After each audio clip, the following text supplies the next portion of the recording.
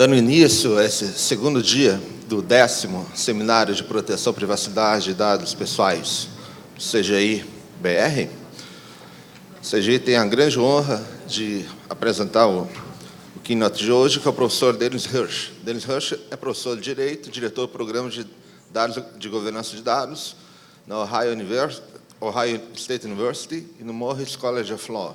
E ele também é professor de Direito na Capital University Law School. O tema bastante pertinente e instigante que será tratado pelo professor Dennis Hirsch trata do paradigma do controle sobre dados pessoais. Enfim, hoje, no momento que estamos, na antessala da implementação, de fato, da Lei Geral de Proteção de Dados no Brasil, há uma necessidade muito grande de clarificação conceitual e mesmo de orientação sobre os reais objetivos da lei, sobre o que se espera num programa de adequação, de conformidade, e o que os próprios cidadãos vão poder esperar como direitos, como benefícios oriundos da lei. A questão sobre o paradigma de controle é muito importante porque, sob uma determinada ótica, pode parecer, a uma primeira vista, muitas análises, talvez preliminares, de que a proteção de dados, como destinatária, como herdeira do legado da proteção à privacidade, estaria baseada em instrumentos que proporcionariam ao cidadão controle sobre seus dados. Só que aí vem um dilema que vai ser bastante bem aprofundado pelo professor Hirsch, que é de que forma que, hoje em dia, diante do maciço tratamento de dados, da complexidade com qual esses dados são tratados, dos efeitos, muitas vezes, impossíveis de serem previstos que esses tratamentos vão ter sobre nossas vidas, como obter uma tutela razoável para os nossos direitos, somente através de instrumentos de controle que implicariam um conhecimento quase sobrenatural das pessoas sobre as relações oriundas do tratamento de seus dados. Então, já que, evitando que eu comece a adentrar no tema, quem vai entrar no tema é o professor Hirsch, e agradecemos novamente sua presença, e passa a palavra a ele. Thank you, professor.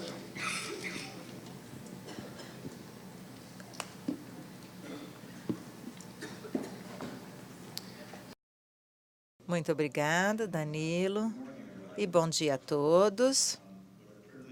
É um privilégio para mim estar aqui com vocês hoje e estar nessa conferência tão interessante, conhecer tantas pessoas interessantes e estar aqui num momento também muito significativo na Lei de Proteção de Dados no Brasil, com a recente aprovação do novo Estatuto de Proteção de Dados. E eu realmente parabenizo todos vocês, é uma conquista muito importante, e eu tenho certeza que muitas pessoas aqui nessa sala possibilitaram isso. Então, é um grande privilégio estar aqui nesse momento, especialmente. E eu gostaria de agradecer às pessoas do NIC-BR que facilitaram tanto a minha viagem.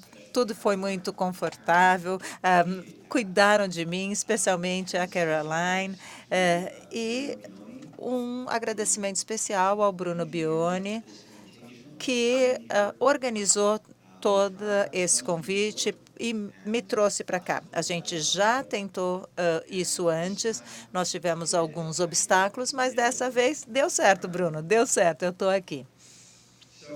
Muito bem. Eu hoje vou falar com vocês sobre a análise de dados, o que eu chamo de análise de Big Data. A gente pode falar também de analítico preventivo, aprendizagem de máquina, inteligência artificial. Esses temas todos se sobrepõem de muitas formas. E o que a utilização crescente dessas tecnologias, especialmente na economia, e eu estou focando aqui na economia, eu não estou falando da utilização pública dos dados, mas da utilização comercial de dados. Mas o que essa utilização cada vez mais maciça significa para a Lei de Proteção de Dados. E eu gostaria de começar com um exemplo muito pequeno, uma historiazinha de uma empresa de cartões de créditos que estava tentando achar as pessoas certas para comercializar os cartões. Então, quem seriam as pessoas certas? Bom, as pessoas certas são aquelas que pagam a fatura de cartão de crédito, que têm um bom risco de crédito, que têm um baixo risco de serem inadimplentes. Bom, e como eles achavam essas pessoas? Bom, eles tinham um grande número de dados que era o histórico passado com os clientes. Então, eles sabiam quem pagava as faturas de cartão de crédito e quem era inadimplente. E eles sabiam que as pessoas compravam com os cartões de crédito. Tudo certo? Então, eles pegaram todos esses dados e eles começaram a procurar um padrão. Que compras as pessoas fazem? Aquelas pessoas que pagam a fatura e que as pessoas que são inadimplentes não fazem. Porque se você achar correlação, as compras que se correlacionam com um bom risco de crédito, ou seja, com aqueles que pagam a fatura, vocês podem usar essa informação para achar outras pessoas que teriam um bom risco de crédito, porque elas compartilham o mesmo atributo, eles fazem o mesmo tipo de compras e ainda não são seus clientes. E aí, eles pegaram todo aquele conjunto maciço de compras de consumidores e tentaram achar as compras que tinham a maior correlação com pagar uma fatura de cartão e não ser inadimplente. E a compra que eles acharam que tinha a melhor correlação era aquelas espuminhas de móvel, sabe, que você põe embaixo do pé para não riscar o chão? Então, agora, peraí, por que as pessoas que compram essas espuminhas de mobília pagam fatura? Sei lá. De repente, é porque eles são super responsáveis. Eu, por exemplo, nunca comprei almofadinha de móvel até eu casar. E minha mulher faz isso, então vai ver, né, que é cuidado. Talvez essa seja a razão. Talvez as pessoas que compram espuminha de mobília têm pisos mais nobres que eles querem proteger, então eles têm mais capital econômico. Enfim, eles não queriam saber a razão, eles queriam saber a correlação. Porque, com a correlação, eles podiam procurar pessoas que compravam espuminhas de mobília, eles tinham dados de outras empresas de análise de dados que poderiam dar essa informação para eles e poderiam comercializar o seu cartão de crédito para essas pessoas. E foi isso que eles fizeram. Agora, eu estou contando essa história para vocês, não para vocês saírem e comprar lá as almofadinhas de mobília. Eu conto essa história para vocês porque ela ilustra o que está acontecendo com a análise de dados. O que eles estavam fazendo, basicamente, era uma análise de Big Data. E eu gostaria de falar sobre a análise de Big Data. Quais são os riscos que elas trazem para os indivíduos à medida que são utilizadas na economia. E eu gostaria de explicar porque, na minha visão, as leis tradicionais de privacidade e proteção de dados não protegem as pessoas pelos riscos, e eu gostaria de falar sobre os novos paradigmas regulatórios que estão emergindo para trabalhar com esses riscos numa economia de algoritmos. E, finalmente, eu gostaria de falar algumas palavras sobre a Lei de Proteção de Dados brasileiro e algumas cláusulas que eu acredito que têm bom potencial nessa área para serem de alguma ajuda.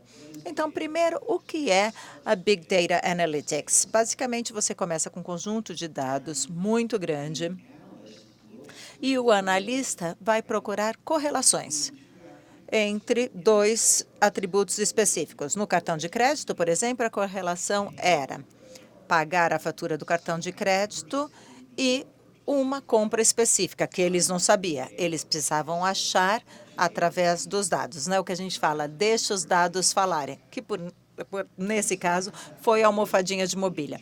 Uma vez tendo a correlação, você pode estabelecer um perfil, e você usa esse perfil para fazer previsões. Eles previram que outras pessoas que compravam almofadinha de mobília pagariam as suas faturas de crédito. Então, passado prevendo o futuro. Então, você usa a correlação para fazer previsões, e são previsões que têm uma ação, ou seja, eles iam comercializar os cartões de créditos para as pessoas que usavam almofadinha de mobília. Então, eles faziam uma ação sob previsão. O Eric Siegel faz a definição de Big Data Analytics como tecnologia que aprende de experiência passada, dados, para prever o comportamento futuro dos indivíduos para conseguir ter melhores decisões. Eu acho que é uma boa decisão, é uma boa definição e bastante concisa.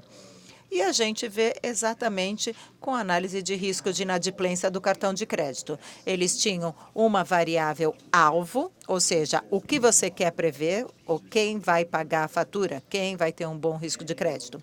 Aí, eles investigam esse conjunto enorme de dados, que inclui as pessoas que têm bom risco de crédito e as pessoas que não têm, e procuram correlações para achar qual é a variável, definem o perfil, são as almofadias de mobília, e aplicam esse perfil para clientes futuros para selecionar para quem eles vão comercializar os cartões. Ou seja, é uma previsão com ação. Quando as pessoas me perguntam ou me pedem para descrever o que é a análise de dados preditiva, eu acho que a analogia mais próxima que nós temos no nosso imaginário cultural é a ideia da bola de cristal. Ou seja, você olha para a bola de cristal e prevê o futuro, vê o futuro. E eu acho que, basicamente, é isso que é a análise preditiva de Big Data. Ela permite às empresas a verem o futuro, a prever o futuro. E é uma ferramenta bastante poderosa. Prever não com certeza, mas com muita cuidado. Muitas coisas. E como em mitologia, a bola de cristal é incrível no sentido que ela tem um poder incrível, esse poder pode ser usado por um bem maior ou para o mal. E eu acho que a mesma coisa é verdade para a análise de dados preditiva. Existem muitos benefícios na análise preditiva. E nós podemos usar isso na utilização da economia, no marketing, na comercialização dos cartões de créditos, na medicina, prevendo que remédios vão funcionar para quais indivíduos com base em correlação e naqueles que funcionaram para pacientes com os mesmos atributos. Educação, que estratégias de educação vão funcionar melhor para alunos específicos. Isso é personalização. Você começa a prever o que vai ser melhor para o indivíduo com base em experiências passadas. Recursos humanos, quem vai ser melhor para esse trabalho, quem deve ser promovido. Na área financeira, quem tem um bom risco de crédito, para quem eu dou um seguro, qual é o risco de seguro de uma pessoa, quanto eu devo cobrar. Então, são todas maneiras que a análise preditiva está sendo utilizada na economia hoje.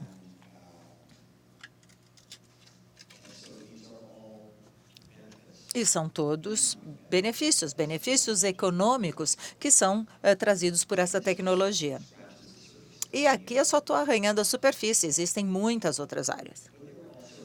No entanto, também existem riscos que são associados com o uso comercial da análise de Big Data.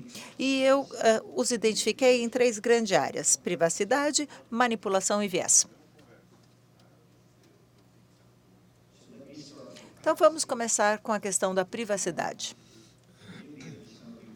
E me desculpem se vocês já ouviram essa história, porque ela já foi contada muitas vezes, mas eu acho que é uma ilustração muito bom. Primeiro, tem Target no Brasil? Ah, não. Bom, para quem não conhece, a Target é aquela loja, sabe? É o maior varejista dos Estados Unidos. Eles têm roupas boas, na verdade, até por ser uma loja grande, tem umas roupas bem legais. A Target é uma das grandes, a Walmart é a outra, mas a Walmart não é tão bacana. E a minha esposa falou que É tão bacana que a irmã dela fala da Target como Target, que é uma coisa meio francesa. Mas, enfim, a Target estava... A Target e a concorrência, todo mundo sabia, tá? Que se você fizesse compras nas lojas deles, em momentos de vida cruciais, sabe aqueles momentos de mudanças de vida, você continuaria voltando às lojas. Porque como compradores, a gente tem hábitos. Então, se você faz isso uma vez, você continua. Então, eles tentavam marcar esses momentos de mudança de vida das pessoas. Coisas, né, momentos em que acontecem coisas muito importantes. Ou seja, quando você tem o primeiro filho. Então, a Target e a concorrência ficavam monitorando os registros de nascimentos, que é uma coisa pública, e eles mandavam propagandas relacionadas a bebês para as mulheres que tinham filhos. Mas a Target queria fazer mais, queria alcançar essas mulheres durante a gravidez. Mas, para fazer isso, eles precisavam prever quem ficaria grávido.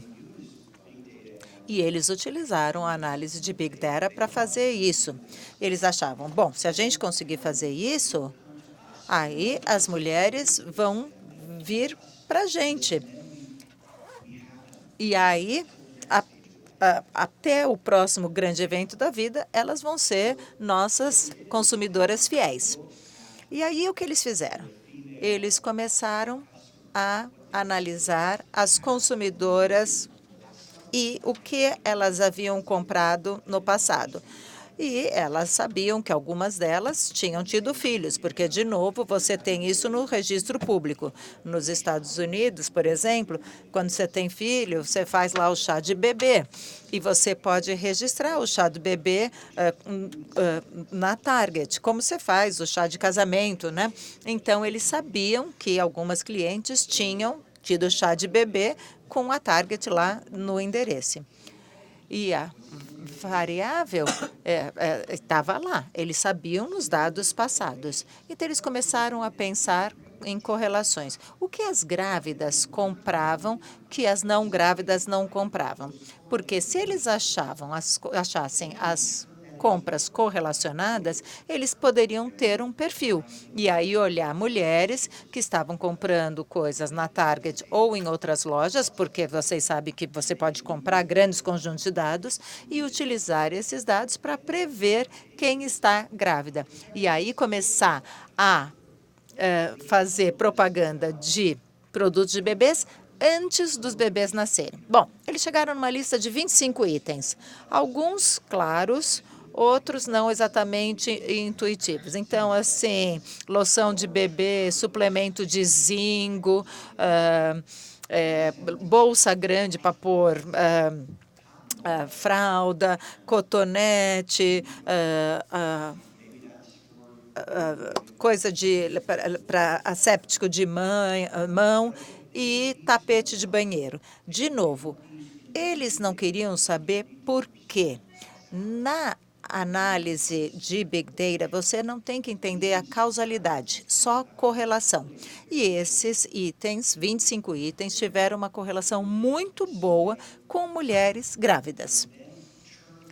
E aí, o que eles fizeram? Eles tornaram esse padrão em perfil. Então, eles viram todas as mulheres que compravam essas coisas, inferiram que elas estavam grávidas, portanto, teriam filhos, e então começaram a enviar para elas um monte de cupom para artigos de bebê. De novo, porque queriam capturá-las no momento crítico de vida. Bom, o New York Times fez uma reportagem. Um pai chega a uma loja da Target cheio de cupom na mão e fala assim, eu exijo falar com o gerente. E ele falou, que caramba vocês estão fazendo mandando esses cupons de bebê para minha filha de 15 anos? Vocês estão querendo pôr na ideia dela que ela tem que ficar grávida? O que vocês estão pensando? E o gerente falou, não, desculpa, não, deve ter sido um erro. Ai, meu Deus do céu. O cara vai para casa, no dia seguinte o gerente liga para se desculpar de novo. E o pai falou assim, desculpa, quem deve uma desculpa sou eu. Eu conversei com a minha filha e ela está grávida. Então, a Target sabia mais da gravidez da menina do que o pai.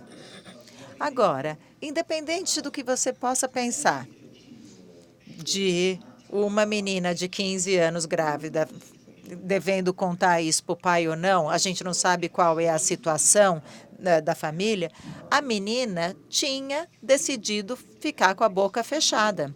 E a Target, com a análise de dados, revelou essa informação. E estudos mostram que simplesmente por likes no Facebook e estudos da comunidade do Facebook, os pesquisadores podem pensar em aflição política, orientação sexual, saúde mental, status de gravidez, muitas coisas que a gente consideraria serem privadas. Então, a análise preditiva permite às empresas inferir informações com, de novo, uma cuidade bastante grande. E aí, você revela ou não. A Target fez sem intenção, mas fez.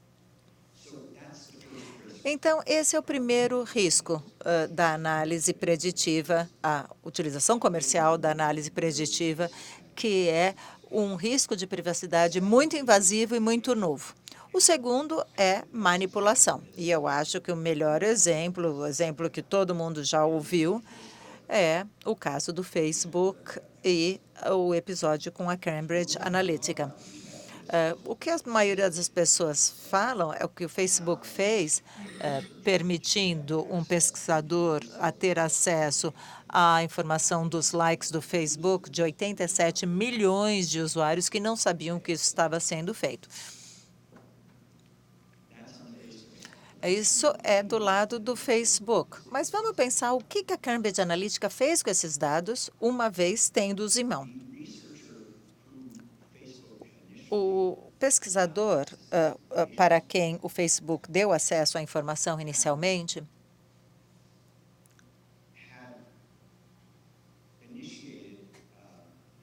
iniciou uma pesquisa do Facebook. Então, convidou os usuários do Facebook para uma pesquisa que mostravam o tipo de personalidade. Sabe, aquelas pesquisas super simples. Você vai lá, mostra se você é uma pessoa extrovertida, neurôtica, temerosa, enfim.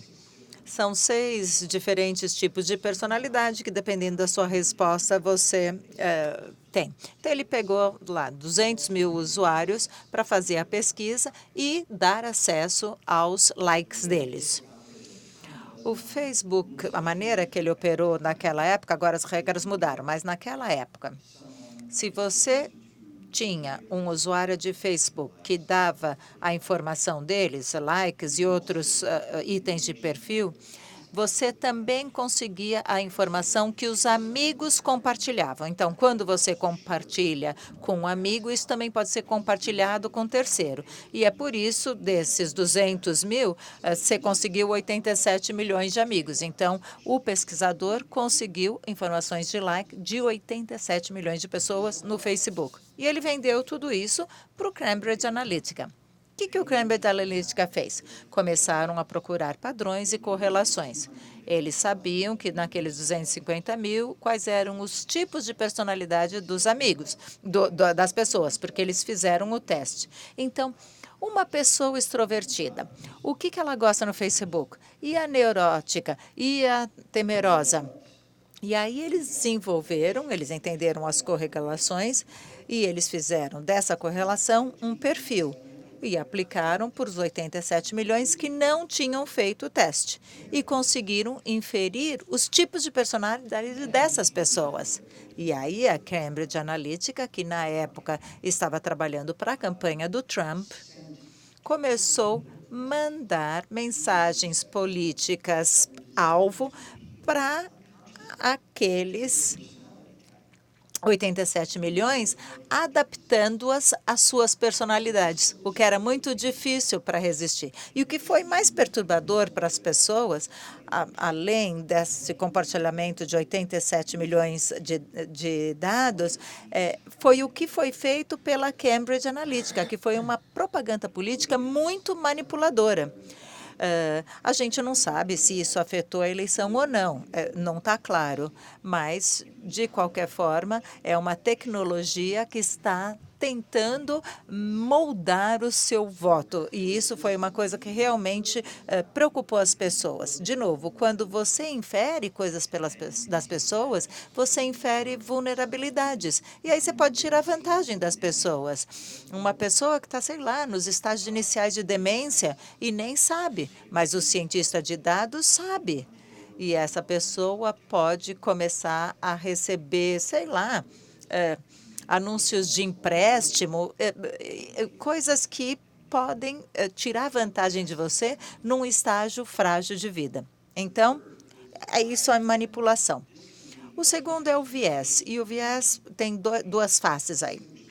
Nos Estados Unidos, a gente faz uma diferenciação entre o viés intencional e aquele que é causado quase como efeito colateral. Não é intencional, mas ele acaba aparecendo na maneira que o sistema opera. E você pode utilizar a tecnologia para um viés intencional. Por exemplo, no algoritmo de gravidez.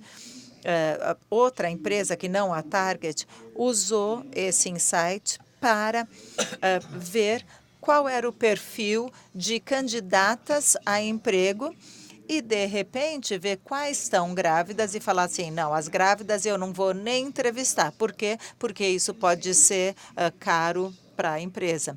Nos Estados Unidos, vocês sabem que é ilegal perguntar numa entrevista de trabalho se uma candidata está grávida ou discriminá-la com essa base.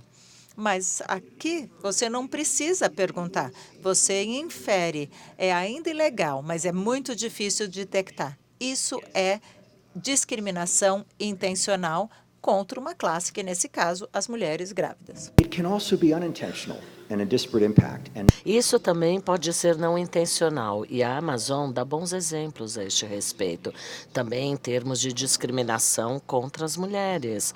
A Amazon recebe milhares de currículos anualmente, então decidiram desenvolver uma ferramenta de inteligência artificial para a escolha dos currículos e os ajudando a decidir se essas são pessoas que eles gostariam, né, de fazer uma entrevista mais próxima ou não. E o que fizeram? Eles tinham o currículo daquelas pessoas já contratadas.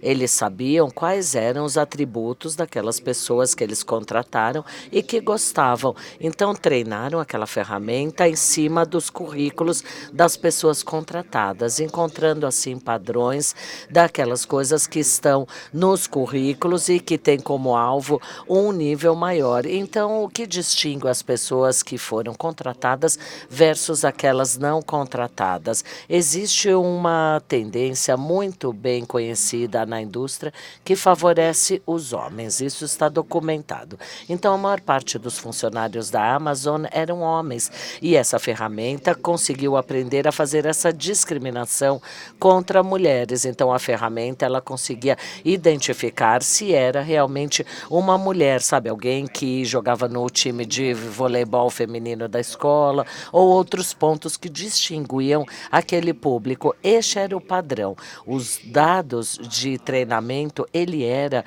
modificado pela tendência, e essa tendência ela ia se perpetuando em cima do algoritmo que está treinado para responder àquele dado tendencioso. E é assim que uma certa tendência entrou dentro do Data Analytics, sem qualquer intenção. Se os dados de origem, eles tiverem, por exemplo, uma outra tendência contra a mulher ou favorecendo homens, então o Facebook, ele vislumbrou esse problema e não implementou completamente esta ferramenta. ferramenta, mas ainda aí aparece neste paper. Então, acho que este é um bom exemplo de viés.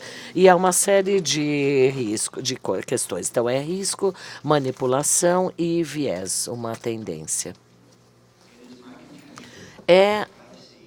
Eu acredito que a Lei de Proteção de Dados e Privacidade não protegem as pessoas dos seus riscos. E para explicar isso melhor, eu gostaria de falar um pouquinho mais sobre a Lei de Proteção de Dados e Privacidade. Alguém conhece esse senhor?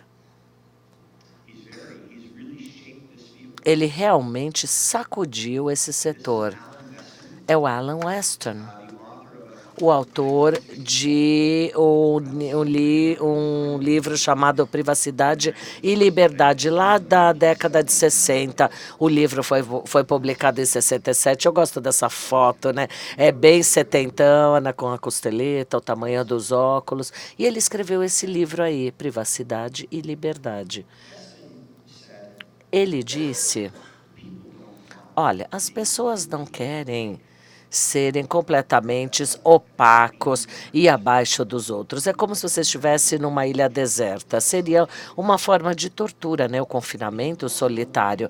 Mas as pessoas também não querem ser completamente transparentes e deixar que os outros tenham uma visão completa, porque seria uma outra forma de tortura. Então, o que as pessoas querem é um equilíbrio. Diferentes pessoas traçam essa linha de equilíbrio de maneira diferente. Tem pessoas que são mais abertos, outros que são mais fechados, preferem manter a sua privacidade.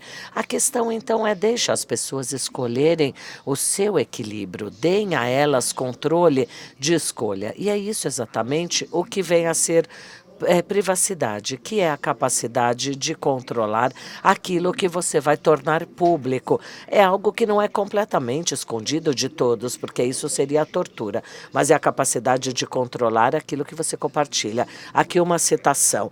Este é o centro da privacidade, do direito da privacidade individual, o direito do indivíduo decidir para ele aquilo, quando e o que ele quer que se torne revelado para o público geral. Isso está no estatuto de vários artigos, mas na verdade é a visão da privacidade, que nada mais é do que o centro da prática da informação justa, da OECD, do diretivo do GDPR, os estatutos da privacidade americana e também do LGPD. O que a privacidade e a lei de proteção de dados busca é dar às pessoas o controle da sua privacidade. O que é privacidade é a capacidade de escolher por si só tal equilíbrio. Não é confidencialidade. E algumas vezes as pessoas confundem privacidade com sigilo, que não é, na verdade, a mesma coisa. Então, nós temos mecanismos na lei da privacidade de dados que garantem o controle de notificação, de consentimento e de limitação de fins. Você precisa ser notificado daquilo que vai acontecer e qual é o fim de utilização dos seus dados. Você vai ter aí a oportunidade de consentir ou não, e daí o controlador de dados, o processador de dados é limitado a utilizar os dados apenas para os fins que eles declararam naquela notificação e que foi acordada. Isso está familiar? Soa familiar a vocês? Essa é a essência do FIPS, da Lei de Privacidade Americana, da União Europeia. Todos exigem esses requisitos.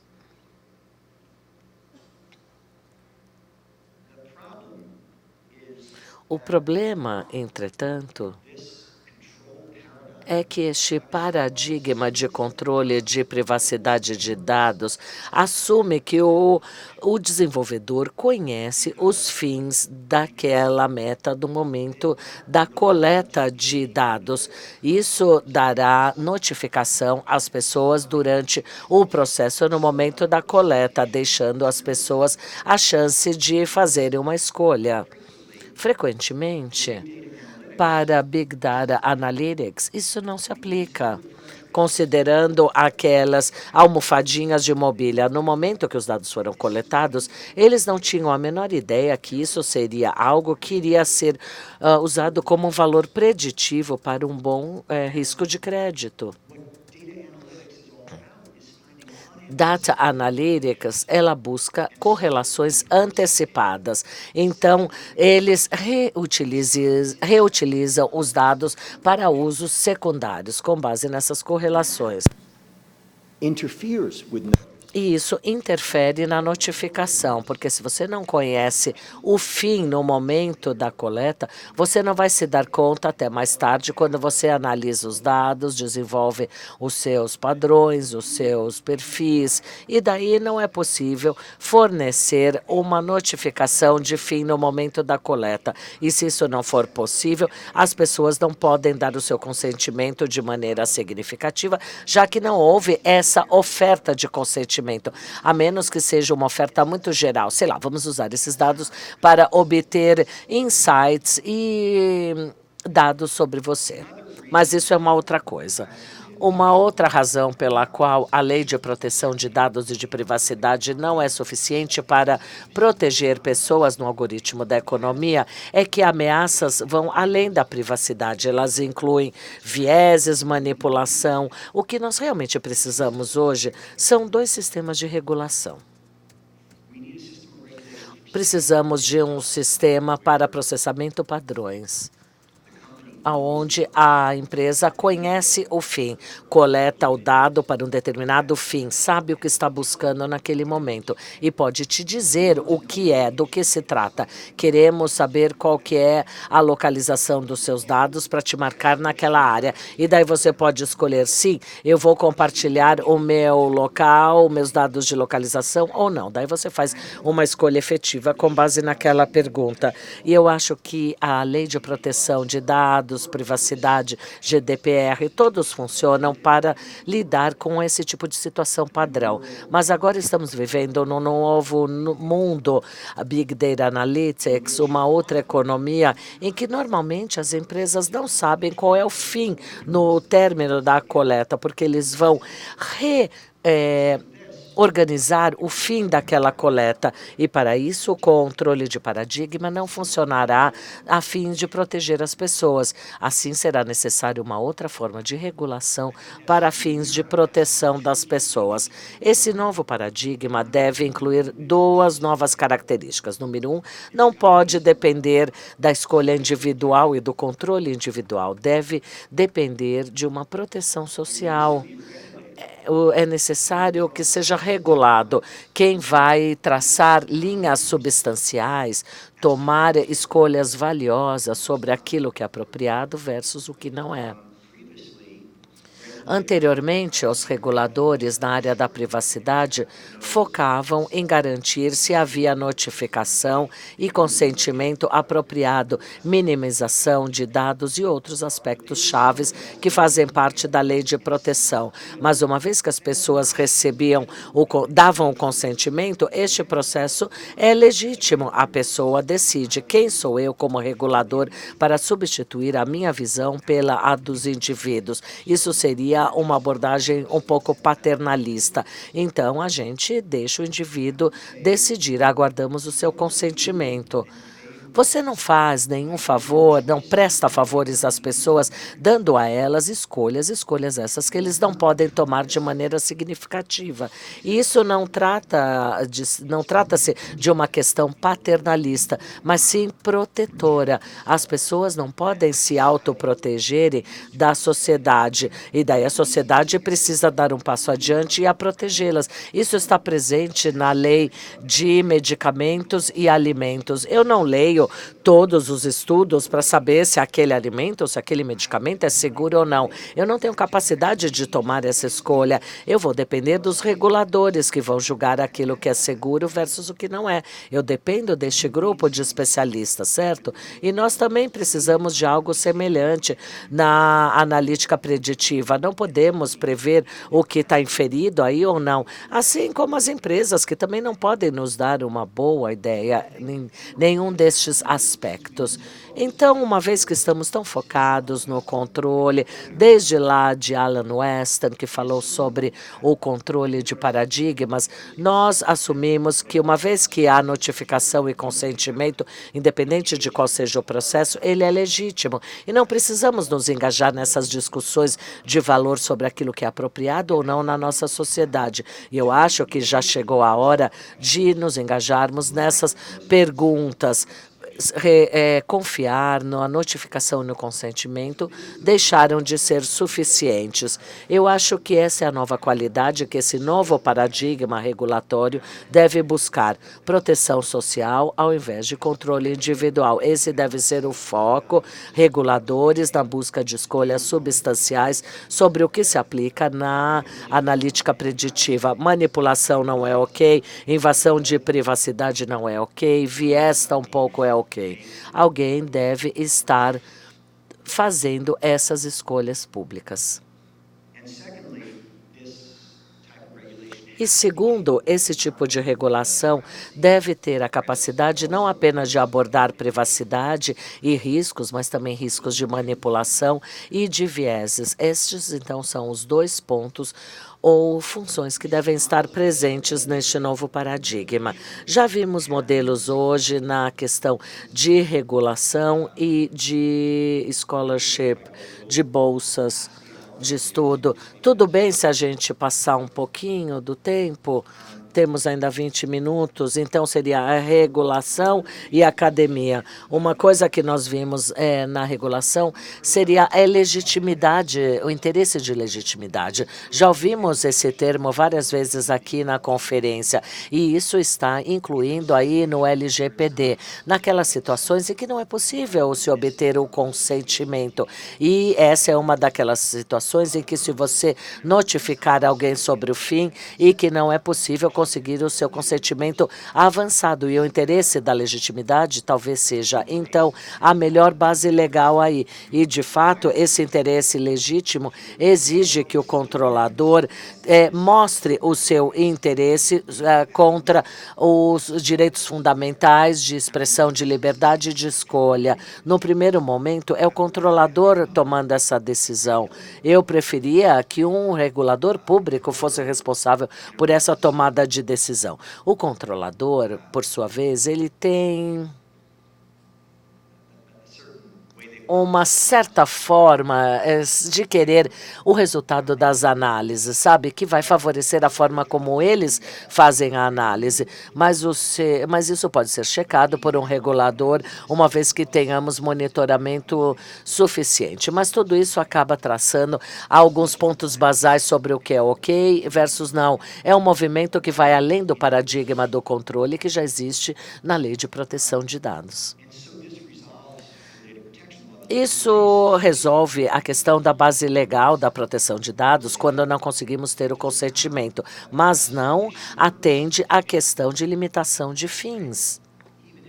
Mesmo se você realizar um equilíbrio de interesse legítimo para a base legal, ainda assim precisamos atender os princípios, que incluem limitação de fins. Assim, se o processador não puder identificar qual é a finalidade, a meta no final daquela coleta de dados, daí não dá.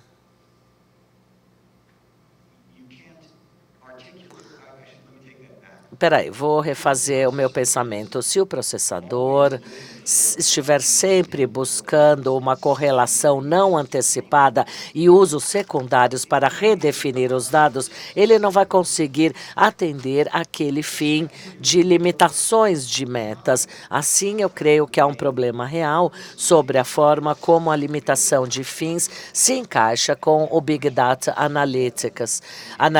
E eu tenho questões sobre como o Big Data Analytics pode ser utilizado completamente quando há a exigência de limitações de fins, mas eles não cobrem todas as formas como o preditivo analítico é apresentado hoje. A academia também está tentando buscar maneiras de trazer novos padrões. Dois dos docentes mais influentes na escola jurídica americana é o Jack Balkin. E Balkin, ele tem uma ideia influenciadora sobre os fiduciários da informação, as empresas de tecnologia que guardam, seguram os nossos dados. Nós estamos confiando a eles os nossos dados e eles têm muito poder sobre nós. Eles são tipo médicos ou advogados, sabe? Quando a gente confia em que eles vão guardar aquela informação, há uma confidencialidade, porque eles têm as responsabilidades fiduciárias. Não sei se vocês têm o mesmo conceito no direito brasileiro, mas é uma forma de obedecer, de cuidar dos seus clientes e manter o sigilo. E o cliente vem em primeiro lugar, vem mesmo antes dele como profissional. E ele discute que precisamos ter responsabilidades semelhantes de cuidado e de lealdade. São, então, informações fiduciárias. Estes valores são substantivos. Ele não tem a ver com controle, não é uma questão de dar uma escolha ao indivíduo. Essas empresas que elas têm acesso a muitas informações, têm acesso a essas mídias sociais e eles precisam se comportar como fiduciários dos dados e que possam confiar esses dados a eles. Caso contrário, porque eles não podem violar a lei se tornarem essa informação pública. Eu critico um pouquinho alguma posição do Jack Balkin, mas eu realmente não temos tempo, eu vou deixar tempo para a sessão de perguntas, caso queiram, posso voltar a falar um pouco mais sobre essas autores da academia. O próximo seria Helen Nischenbaum. Ela fala sobre a integridade contextual, o livro dela, Privacy and Context, e mais recentemente também no capítulo de um livro chamado Big Data, que estão aí rodando ao redor do consentimento. Então, ela aplica aí isso no Big Data Analytics. E ela discute no seu texto que data processors should have to comply with the é necessário atender às normas informacionais. Ou seja, se você compartilha suas informações pessoais com o teu médico, você espera que seja uma informação confidencial. Há normas e regras dentro deste contexto que vai além das escolhas individuais. Essas são normas sociais. Ela busca, então, uma forma de criar valores substantivos, normas, para governar o uso de dados ou a quebra de sigilo, com base no contexto social.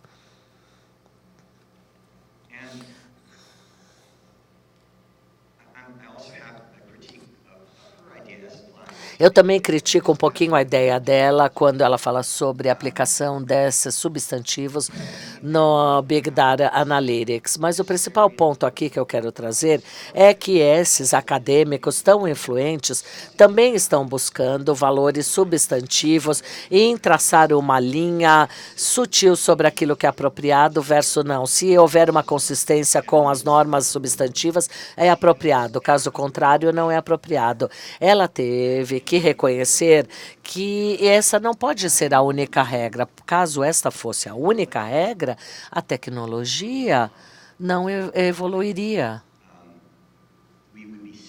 Nós estaríamos travados com aquelas tecnologias com as quais estamos confortáveis e que são aceitas pelas normas sociais e nada mais seria implementado.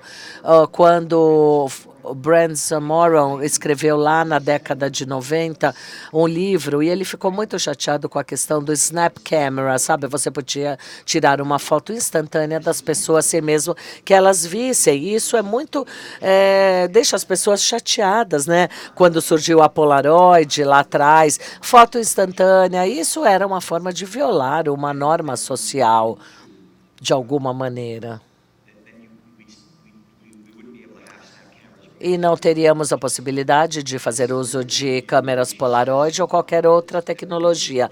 Ela reconhece que é necessário reconhecer algumas tecnologias que quebram a norma. Tudo bem quebrar uma norma quando aquelas tecnologias acabam sendo mais eficazes, promovendo interesses, valores morais dentro de contextos específicos, fins específicos e valores tais como justiça, liberdade, autonomia, riqueza e outros mais específicos a esse contexto em questão. É necessário promover de maneira mais efetiva todos esses pontos específicos que são valores políticos e morais gerais. E eu vou agora passar para a minha crítica. Este é um texto muito vago. Você gostaria de aplicar este teste, na verdade? Cada um desses conceitos, autonomia, liberdade, justiça, eles podem ser contestados. E uma vez que essas tecnologias de Big Data vão quebrar normas de informação, ela chegou nessa parte da análise em que não dá mais para confiar em normas e informações, não conjunto de determinados padrões. Vamos precisar ir além desse passo 2 da integridade contextual e este é um teste bem mais preciso que deve ser realizado. Então, deixe-me sugerir uma outra ideia e é nisso que eu venho trabalhando.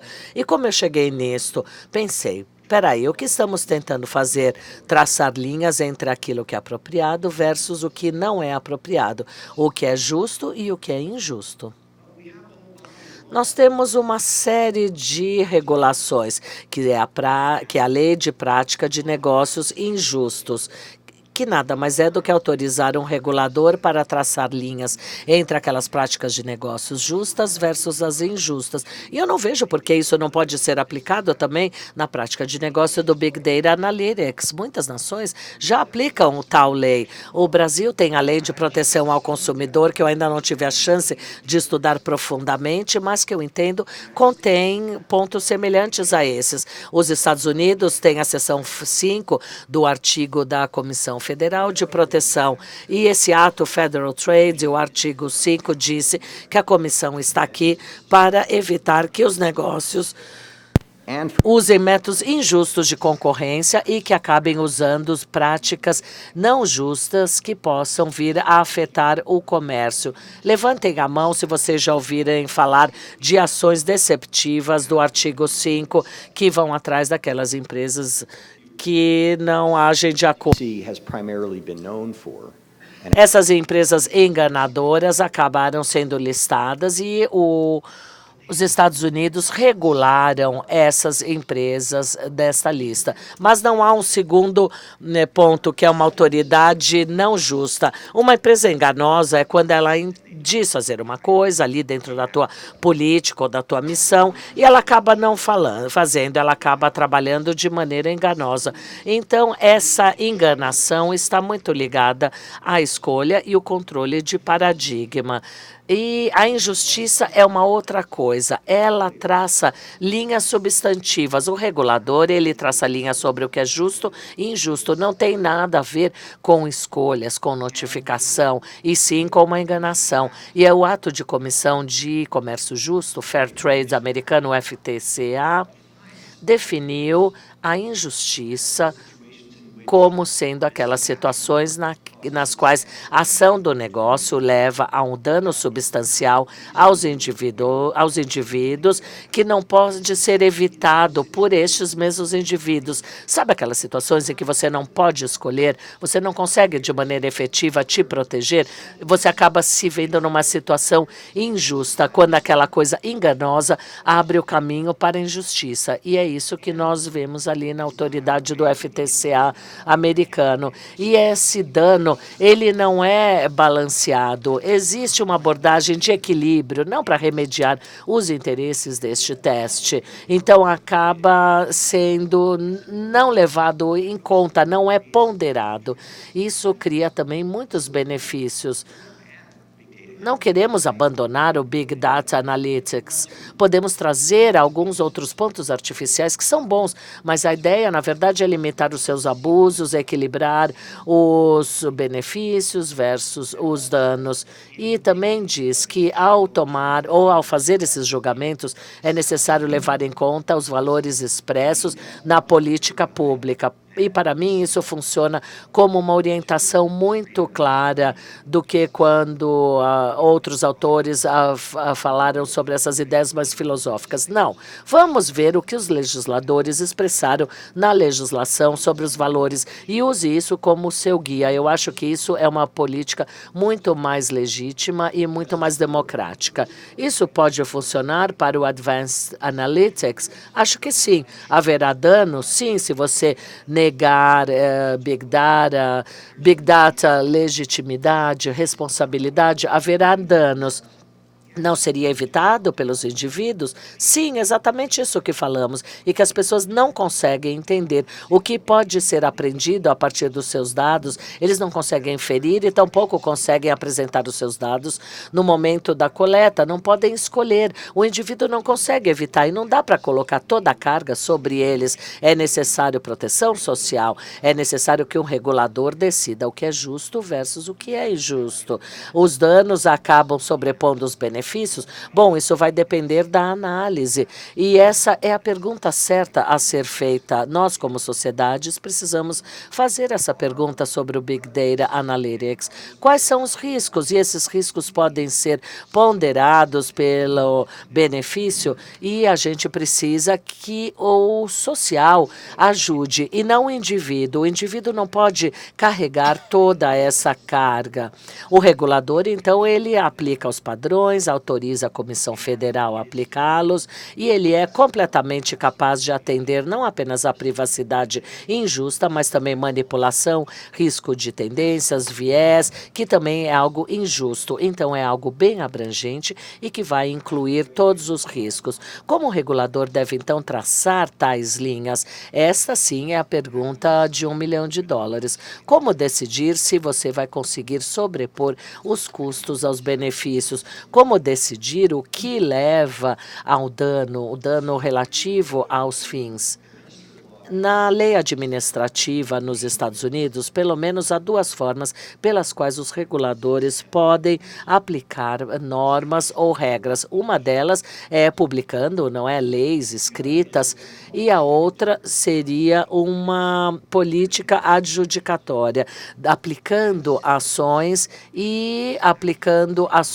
como se fosse um método de lei comum de abrir precedências com base numa execução de lei. E é isso que o FTCA tenta fazer, é conseguir aplicar ações, regulações e, a partir daí, entender como interpretar aquela política. Assim, essa política adjudicatória é aquela que você realmente não entende como é aquela elaboração de políticas em que o regulador se encontra numa situação em que ele, regulador, não sabe quais são as diferentes práticas de negócios. Então, ele não está numa posição de maneira proativa criar uma lei que defina o que é justo versus o que é injusto. É muito mais fácil para eles criarem políticas através de uma adjudicação e estabelecer leis com esses precedentes, mas o lado negativo dessa elaboração de políticas é que isso acaba criando incerteza para as empresas que não sabem exatamente o que esperam deles. Eles preferem uma regra que diga, olha, é isso que você precisa fazer.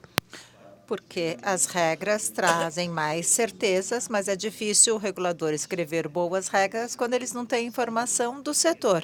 E não é bom para o setor também, porque você tem uma regra ruim que não compreende qual é o seu modelo de negócio e o que você precisa fazer. E isso pode ser um problema também bastante grave. E nós temos um problema análogo aqui na Lei de Proteção de Dados, na Europa. Eu tive a oportunidade de estudar uma versão desse problema na Holanda. Então, a Lei de Proteção de Dados holandesa, como muitas outras leis de proteção de dados, tem ambiguidades muito importantes. Ou seja, você só pode processar os dados para objetivos que não sejam incompatíveis. O que é incompatível? O que é compatível? É muito vago isso. E é muito difícil para as empresas preverem se um objetivo é compatível ou não é compatível. E na Holanda, a Autoridade de Proteção de Dados não emite regulação. Eles não emitem regras que deixam muito claros para um setor o que é compatível ou não é compatível, basicamente porque eles não têm conhecimento desse setor. A mesma coisa acontece com os conceitos de justiça na análise de Big Data. Então, os holandeses usam um código de conduta para esses casos. Então, os reguladores chegaram para os diferentes setores da indústria e falaram, olha, vocês desenvolvam um código de conduta que explica como a lei como um todo se aplica ao seu setor, ou seja, quais são os usos compatíveis e quais não são. E aí você compartilha esse código com a gente vai fazer uma revisão, a gente vai ver quais são as objeções, a gente negocia até ter um texto que ambos os lados concordem. Então, você tem o regulador representando os valores públicos e o setor dando o conhecimento do setor, se juntando nesses códigos de conduta, o regulador aprova e aí, se você tem uma conformidade com o código, você tem conformidade com a lei. A gente fala que isso é uma negociação contratual. Você está com regras negociadas entre regulador e setor privado. Muito bem. Eu passei 6 meses na Holanda como professor da Fulbright e eu comecei a entrevistar as pessoas que estavam envolvidas no estudo e emissão desses códigos. E existem pontos fortes e fracos. Os pontos fortes é que você tem muito fluxo de informação que vem dos setores para o regulador, principalmente quando eles confiam que o regulador não vai usar isso contra eles, mas vai realmente trabalhar para ter uma regra que faça sentido. Então, o regulador conhece mais da indústria, do setor, e consegue fazer um código que seja muito mais customizado para aquele setor. As empresas no setor acabam tomando propriedade desse código, né? Não é uma lei que veio de alguém, foi alguma coisa criada por nós. Então, com isso, eles têm uma disposição muito maior de abraçar o código e muito menos resistência. Mas também existem pontos fracos e problemas. Eu conversei com uma autoridade de proteção de dados holandesa e ele falou assim, quando a gente chega na hora da negociação, quem tem a caneta tem mais poder. Então, eles fazem lá o rascunho inicial e quem faz o rascunho inicial é o setor privado, o que deixa o governo numa posição mais enfraquecida. Então, os códigos são mais lenientes à indústria que deveriam ser, de repente, adicionar um elemento de participação pública da sociedade civil seria interessado. E também os códigos podem ser anticoncorrência, porque são as empresas estabelecidas em um certo setor que fazem os códigos. E eles podem escrever as regras de uma forma que eles possam estar em conformidade, mas ser uma barreira para novos. Então, quando você tem um grupo de empresas já estabelecidas escrevendo regras, você tem que tomar cuidado para elas não serem anticoncorrência, né? Serem barreiras para a concorrência. E uma falta de monitoria. Eu conversei com uma pessoa do setor bancário e eles escreveram os códigos e eu falei assim, bom, e as empresas lá no setor estão em conformidade? Eles falaram, não sei. Então, eles não tinham um sistema realmente de monitoramento. Isso tem que ser feito pelo regulador. E talvez a gente pudesse ter códigos setoriais que poderiam estabelecer o que é justiça na utilização de análise de Big Data, parecido com o modelo holandês.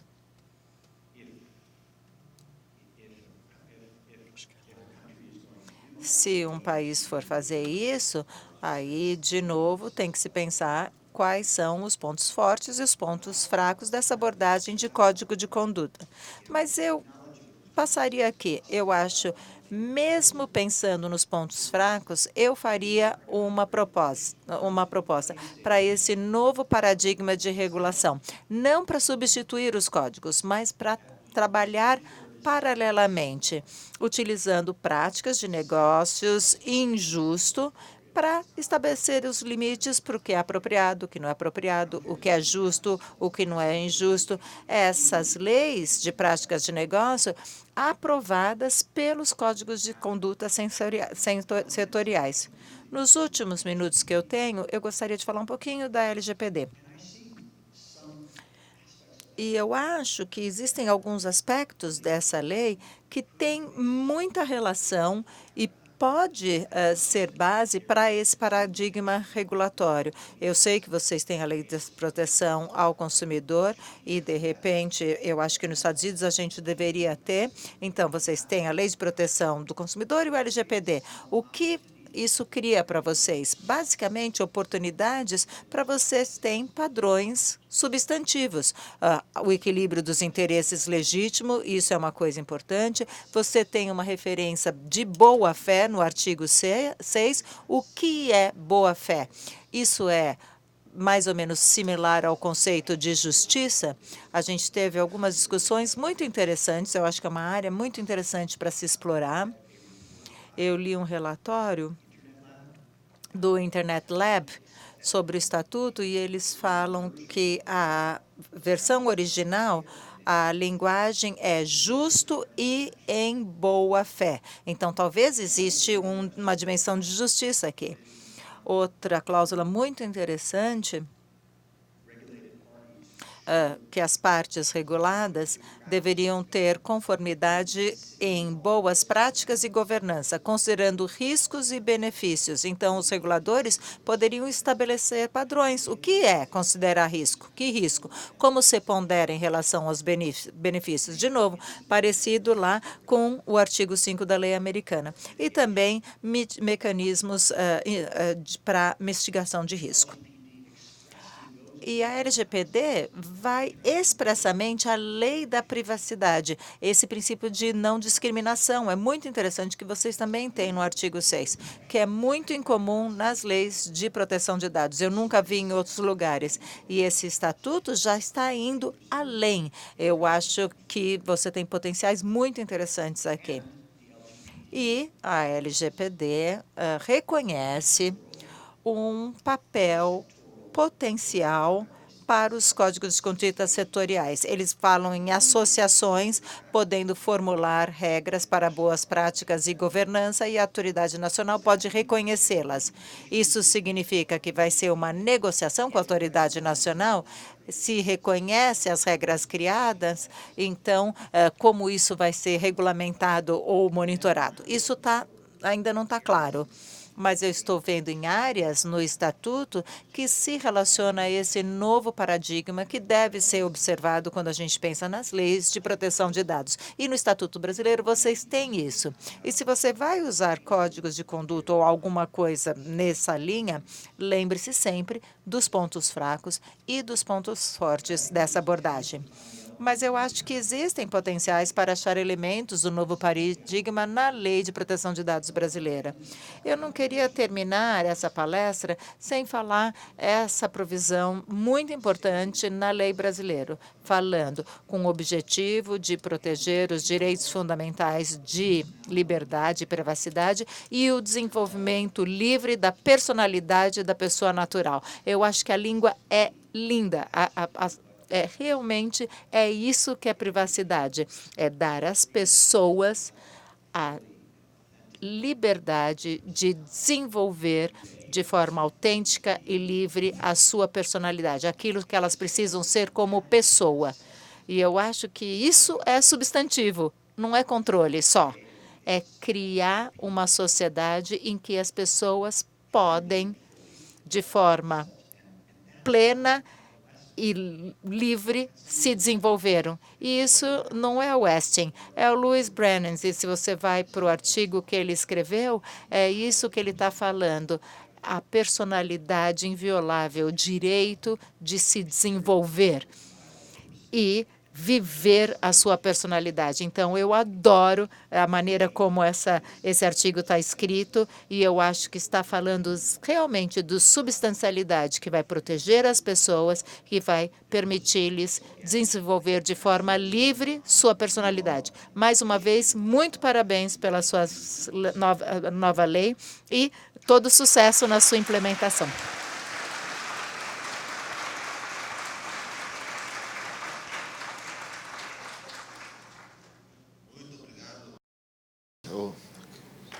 Dá tempo para eu colocar o fone? Eu tenho certeza que todos de vocês foram tão positivos quanto eu. Foi uma excelente apresentação, com um detalhamento bastante didático e completo sobre alguns desafios mais pungentes que o problema do Big Data traz, inclusive no sentido de mudar contextualmente a abordagem da própria razão de ser na matéria da proteção de dados e fazer a gente se questionar devidamente sobre a viabilidade da continuidade de uso de alguns instrumentos clássicos do trabalho com a proteção de privacidade e da proteção de dados tradicional para o novo paradigma dos algoritmos. E eu, pessoalmente, fiquei muito impressionado enfim, até um pouco grato pela menção, pelo trabalho que o professor teve em verificar os últimos desenlances do desenvolvimento normativo brasileiro e fazer a ligação do próprio artigo 1º da LGPD, que, sinceramente, devo lhe dizer, sinceramente, que pouca gente lê no Brasil, com o fato de que ele é realmente muito importante, ele é o sustentáculo da legislação. A ideia do desenvolvimento da privacidade na legislação brasileira é de proporcionar um sustentáculo para o livre desenvolvimento da personalidade no ambiente em que há o tratamento de dados. Isso, imagino eu, permite que essa mesma base forneça instrumentos tanto para o controle pessoal, quando ele é devido sobre os próprios dados, quanto por formas de controle de natureza coletiva, de natureza limitadora de práticas, controle de cláusulas contratuais e tantos outros instrumentos que, pelo menos na minha visão, têm que ser conjuntamente utilizados, porém, abaixo da mesma ordem, da mesma ordem de valores. E é muito importante, é muito interessante também fazer o link com a noção da inviolate personality, de Brandeis, que, curiosamente, faz ver que, desde o início digamos assim, da conceitualização da privacidade moderna, que é do artigo de Brandeis e Warren, a ideia da proteção à personalidade como um valor humano essencial já estava presente, e essa se desenvolveu durante todo o desenrolar da matéria. Entre os exemplos que o professor Denis nos deu, um é muito relevante, eu até pego um pouquinho como gancho para fazer uma pergunta para ele depois, que ele deu o exemplo do Tesco, um exemplo bastante famoso, bastante conhecido, muitos devem ter ouvido falar, mas eu acho também interessante colocar ele em comparação com outro exemplo de um outro supermercado. Desculpe, o seu exemplo foi do Target, eu queria dar um exemplo do Tesco, que é um supermercado britânico. O que aconteceu no Reino Unido, numa loja do Tesco? De uma forma quase singela em relação ao que houve com o Target, também foram utilizadas técnicas de Big Data para saber o que os consumidores com tal perfil compravam, quando, por quê. Só que o resultado foi diferente. Quer dizer, a ação comercial que originou aquela pesquisa de Data Analytics foi diferente. Uma determinada sexta-feira, após o trabalho, alguns consumidores, alguns clientes chegaram no supermercado Tesco, encontraram uma nova promoção, que era assim: o sujeito compra um pacote de fraldas e pode levar com desconto uma embalagem com 6 cervejas. Qual que foi a lógica de Big Data Analytics por trás disso? Que novos pais, que acabaram de ter filho, que tinham uma vida na qual, geralmente, na sexta-noite, iriam ao pub, não poderiam mais ir ao pub. Então, eram potenciais consumidores de cerveja. E qual que é a correlação que eu quero tentar fazer? Provavelmente é uma correlação espúria, mas, enfim, para fim de discussão, talvez seja válida. É o seguinte: os instrumentos de Big Data estavam disponíveis tanto para um mercado quanto para outro. Mas, talvez, na União Europeia, eu não sei se foi isso, mas, talvez, aplicação de uma técnica tão intrusiva, com efeitos tão, digamos assim, até drásticos numa vida, em questões familiares, íntimas, privadas, no sentido mais clássico do termo, não era proponível, era uma coisa que iria assustar os clientes, ia também gerar, eventualmente, uma resposta regulatória. E aqui a questão que eu queria tentar propor é mais uma reflexão, é o seguinte: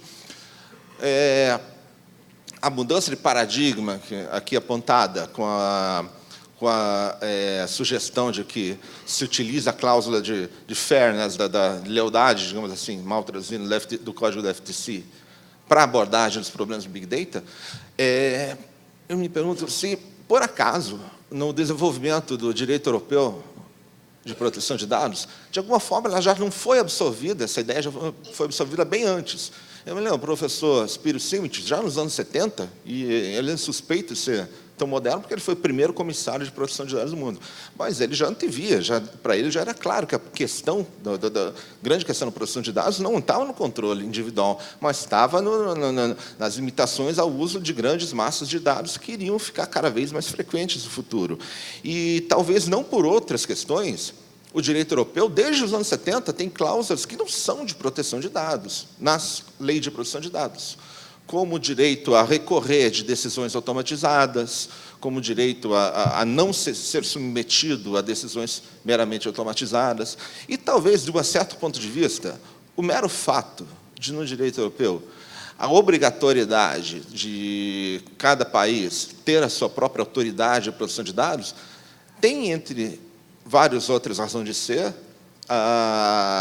o motivo de que essas autoridades estão muitíssimo melhor posicionadas, com todos os problemas que elas têm, mas muito melhor posicionadas para exercer um controle coletivo, ou melhor dizendo, que controle práticas de forma a beneficiar não somente o indivíduo, não proporcionar um apoio ao controle individual, porém negar práticas que massivamente possam prejudicar consumidores. Então, a minha pergunta, na sua opinião, a União Europeia esteve mais atenta a isso do que outros ordenamentos, pelo menos em termos analítico-teóricos?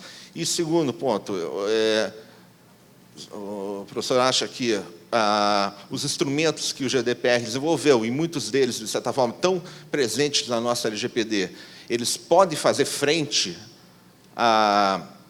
aos problemas relacionados ao Big Data que foram apontados, e sempre lembrando que na nossa LGPD um aspecto importantíssimo dela é que ela se insere não somente uma tradição, digamos assim, hoje em dia, internacional de proteção de dados, como ela recepciona muitos institutos, instrumentos da nossa tradição, e não só de direito do consumidor, que foram muito bem aqui enfatizados. A nossa tradição de boa-fé antecede o Código de Direito do Consumidor, ela está lá no Código Civil, ela é uma cláusula que hoje em dia é, inclusive, tão mais válida, porque é admitida, francamente, trabalhada em nossos tribunais. Até o contrário da LGPD, você tem vários princípios cuja aplicação nos tribunais vão ser objeto de uma surpresa enorme, espero que boa, mas uma surpresa. Então, é uma tradição que já de certa forma, excluída. Então, muito obrigado. Se tiver algum comentário sobre isso, fique à vontade, senão a gente pode passar por alguns minutos as perguntas.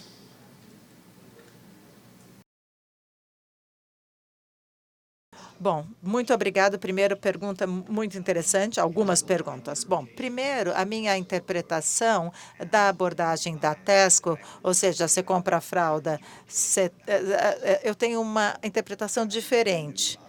Se você é um pai novo, você tem um bebê em casa, você vai ter tanto estresse que você vai precisar uma cervejinha no final do dia.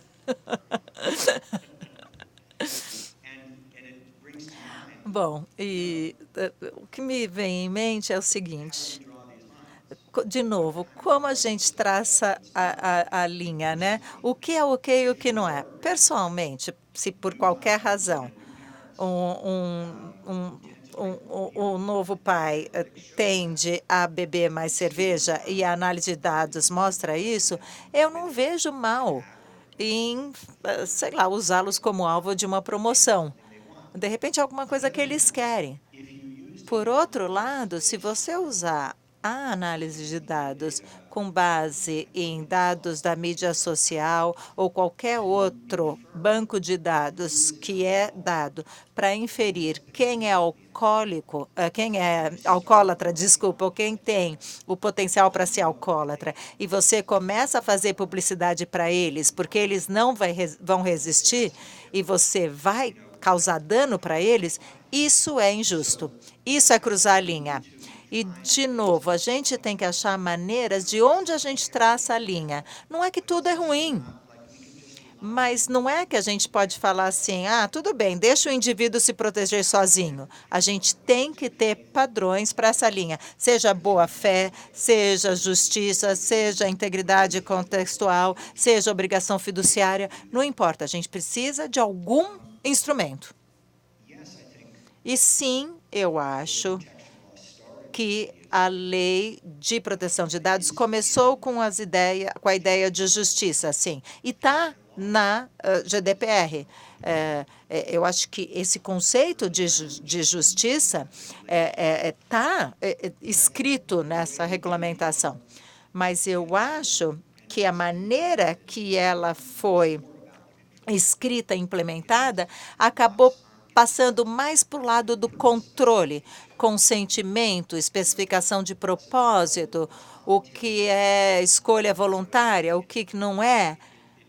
Então, da maneira que ela foi implementada, ela está sendo utilizada muito mais lá. É claro que você tem avaliação de proteção de dados, você tem prática por design, você tem muitas outras dimensões do paradigma de controle, mas eu acho que o paradigma do controle é o núcleo da GDPR. E essa noção de justiça que os europeus começam a discutir, saem artigos sobre isso, como a gente começa a falar de conteúdo, desse conteúdo no GDPR, não foi tão aplicado.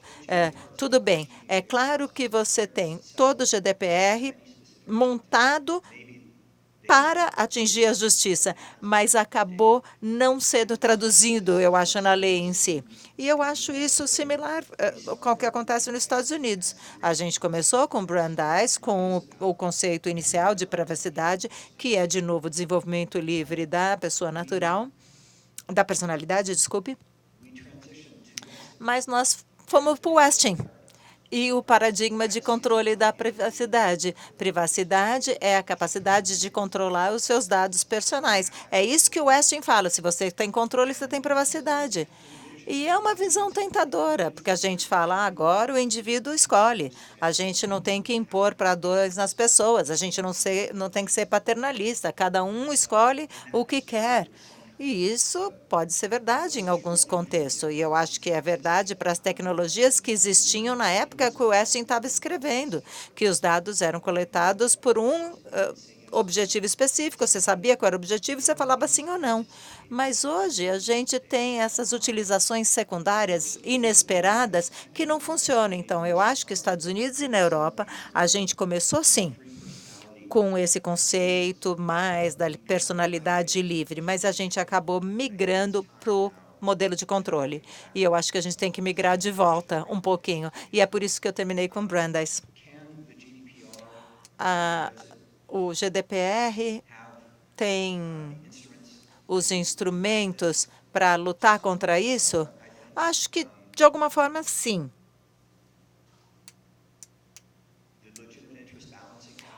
Você tem o equilíbrio lá do interesse legítimo para ponderar os diferentes interesses, mas quando eu falei da LGPD e do GDPR, é a questão de limite de propósito, que é uma questão, não sei, de repente alguém pode explicar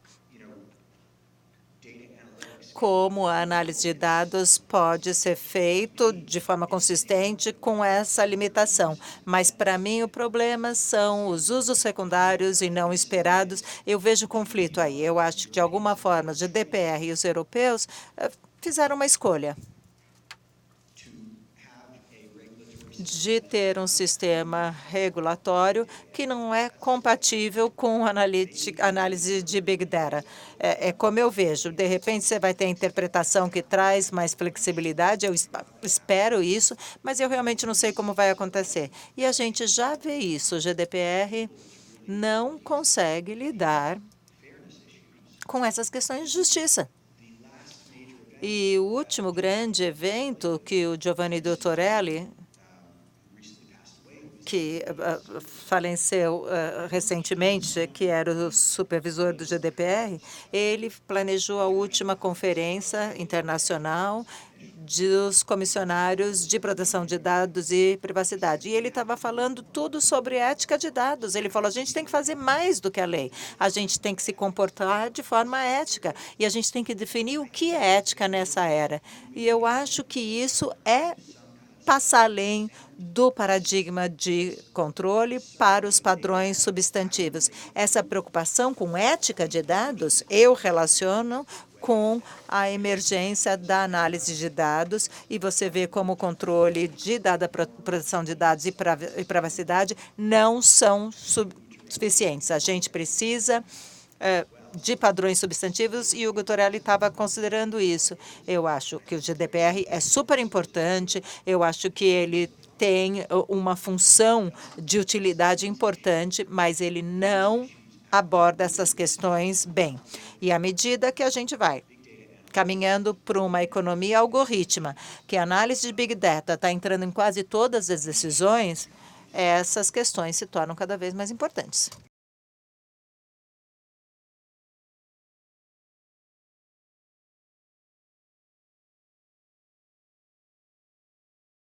Olá, eu sou Maiara.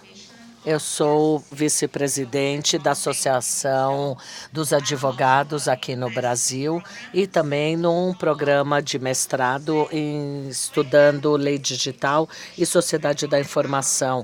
Eu tenho duas perguntas, eu as escrevi porque normalmente eu as esqueço. Primeiramente, eu gostaria de saber quais são as soluções práticas que o senhor pode pensar para que a nossa lei de proteção de dados funcione. Nós já temos leis que protegem os nossos direitos, mas de alguma forma elas não funcionam. Então, por que criar uma nova legislação para a mesma coisa? E a outra coisa tem a ver com consentimento. Nós já sabemos também que as pessoas não leem os termos e as condições, nós apenas fazemos um scroll down e nós não sabemos sobre o que estamos concordando. E como podemos mudar essa cultura de apenas, sabe, fazer um scroll down? Eu não sei o que eu estou vendo, eu estou me vendendo. Como mudar isso? Acho que foi isso que ela disse.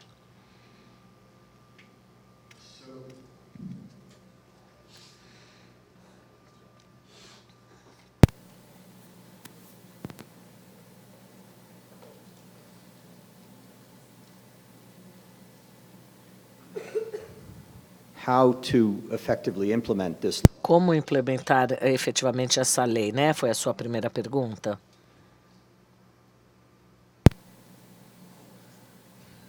I think it does take Eu acho que é necessário recursos regulatórios. Essa ideia de ter uma autoridade nacional é crítico e entender que há passos que devem ser tomados para atender essa questão e criar uma autoridade nacional. Mas isso, obviamente, e para que esse estatuto seja implementado de maneira significativa, é necessário ter uma autoridade nacional e também recursos para monitorar. E é isso que vemos na Europa. Temos essa lei maravilhosa,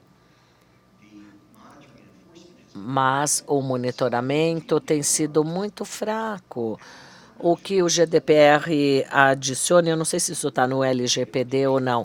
O executivo, sim, está no LGPD. E é isso que vai acontecer, porque agora, finalmente, temos alguém dentro desses partidos reguladores em que o papel deles é realmente defender isso, buscar isto. Então, quanto mais você puder treinar, apoiar, inspirar esses executivos ou esses operadores de proteção de dados, teremos uma maior chance de trazer isso para a cultura. E ontem alguém aqui falou sobre a importância de criar-se uma cultura de privacidade, o que é muito importante. E também, se for o caso, e eu não acho que nem sempre pode ser feito, mas outras vezes dá para se comportar de maneira responsável por empresas, que não é apenas bom para os cidadãos, mas para os negócios. O Facebook pagou um preço muito alto por toda essa questão aí do Cambridge Analytica. O valor dos acionistas e a percepção do público, etc., né? Tudo foi afetado, então pagou-se um grande preço. É do interesse das pessoas se comportar de maneira responsável nesta área. Então, essas são apenas algumas ideias iniciais. Eu também acho que essa ideia da dimensão, né, da boa-fé, eu acho que vocês deveriam aumentá-la, explorá-la. Eu, com certeza, acho que essa é uma boa fonte de regras adicionais que podem ajudar e trazer uma diferença para as pessoas. É verdade também que a maior parte de nós não tem tempo para ler tudo o que nos é apresentado, certo? Mesmo sem pensar, Big Data Analytics, essa é uma outra limitação no modelo de consentimento. E nós dizemos isso porque, até o momento, possa haver ONGs e outros com conhecimento nessa área que possam ler essas políticas e também há reguladores que possam ler essas políticas, mas talvez não seja necessário que nós tenhamos que ler. É importante que a empresa diga, e eu digo, olha, quando as empresas elas fazem um rascunho da sua política de privacidade, é difícil saber quais são os dados que eles têm, como usar. Esse já sozinho já é um bom exercício que deve ser feito. Apoiar ONGs nessa área que possam, ao invés de cada um de nós termos que fazer, deixar com que as ONGs o façam, contribuindo para essas organizações que podem prover a esse tipo de monitoramento. Em última análise, quando tivermos uma autoridade nacional, um regulador, que talvez possa ler também essa notificação. Eu acho que elas possam tem a sua função, apesar de não serem um único mecanismo. Mas com Big Data Analytics, a notificação não atende isso, não soluciona, porque não sabem qual era a finalidade no momento da coleta. Coffee break para o café, mas devido à qualidade das perguntas que viemos recebendo, resolvemos roubar 5 minutos do café para mais uma última pergunta, que a Karen vai ler, por favor, Karen. Isso, é uma pergunta do Paulo. Ele, primeiro, parabeniza pela excelente apresentação e pergunta a questão de controle do que é justo ou injusto, e mesmo a visão do scholarship, não se trata de trazer o método de controle de ética, ou seja, a ética não é o melhor caminho para endereçar esse dilema?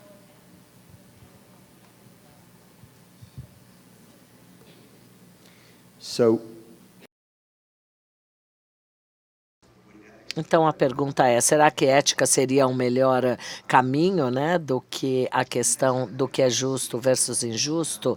E é isso que eu vejo a Helen Messenbaum fazer. Ela diz, olha, peraí, normas sociais são os primeiros padrões, mas não podem ser os únicos.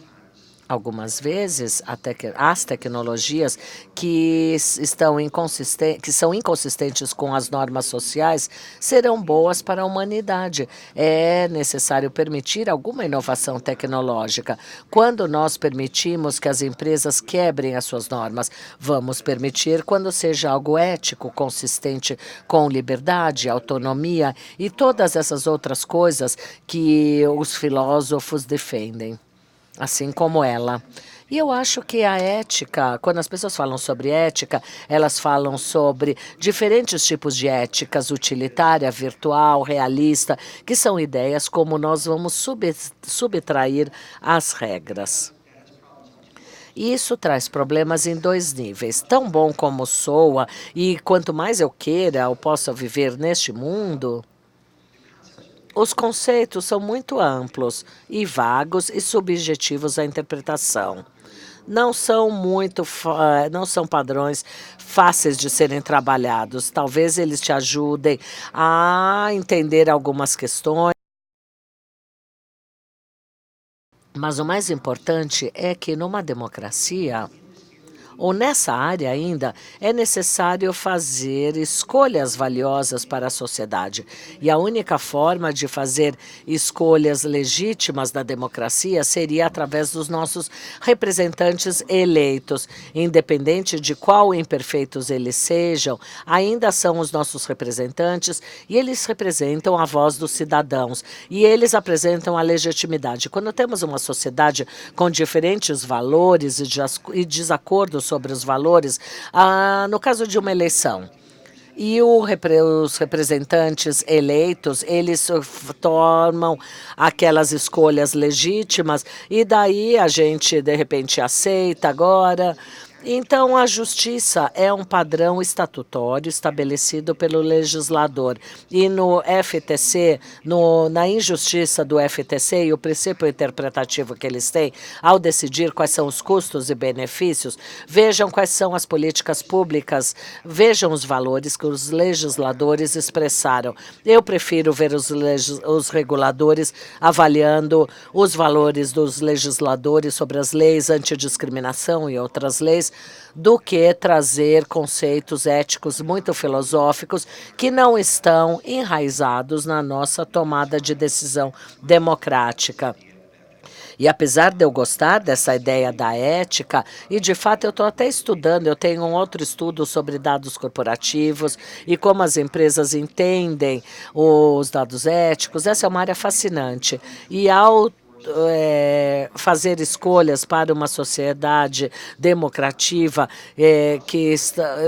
precisamos ter representantes eleitos e não um filósofo que diga que tem a resposta para aquilo que é ético versus o que não é ético. É necessário avaliar os valores que legislam e a análise justa, pelo menos nos Estados Unidos, te permite fazer isso mais. Então, para mim, é algo mais político e mais legítimo. Talvez não o ideal, talvez não tão lindo como ética possa ser, mas uma legitimidade política e uma forma de contestar e fazer escolhas valiosas. Aqui encerramos agradecendo ao professor pela brilhante exposição e respostas. E teremos uma pausa para o café aqui fora, até às 11h30, quando começa um outro painel. Obrigado.